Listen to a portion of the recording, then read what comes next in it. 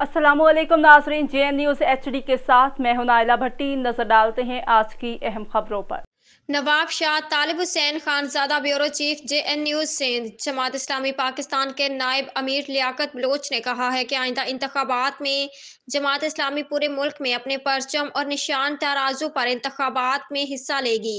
वह नवाब शाह में मशावरती इजलास बराए इंतखाबी अमूर के हवाले से डिविजनल इजलास से खिताब कर रहे थे, जिसमें मरकजी और सूबाई रहनुमाओं असदुल्ला भुट्टो, डॉक्टर फरीद अहमद पराचा, मुमताज हुसैन सहतू एडवोकेट, मौलाना हजबुल्ला झकरू, जुबैर गोंदल, डॉक्टर इम्तियाज पालारी, केसर शरीफ, शमसुल हसन अमजद, मुजाहिद चन्ना समेत शहीद बेनज़ीर आबाद, सांगढ़ और नौशहरों फेरोज जिला के अमरा, इंतखाबी और सियासी कमेटियों के सदर, दीगर जिम्मेदारान और आइंदा इंतखाबात में जमात इस्लामी के मतवक्के उम्मीदवारों ने शिरकत की। जमात इस्लामी के रहनुमा लियाकत बलोच ने मजीद कहा कि मुल्क को आइन के मुताबिक चलाया जाए।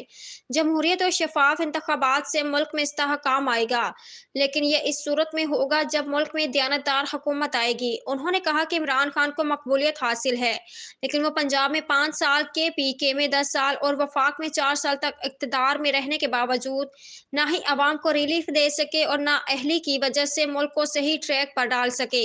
इसी तरह सिंध में पीपल्स पार्टी भुट्टो की मकबूलियत और बेनज़ीर भुट्टो की शहादत की वजह से बरसों से बरसर इक़्तिदार है, लेकिन यहाँ भी खौफ का माहौल पैदा किया गया है।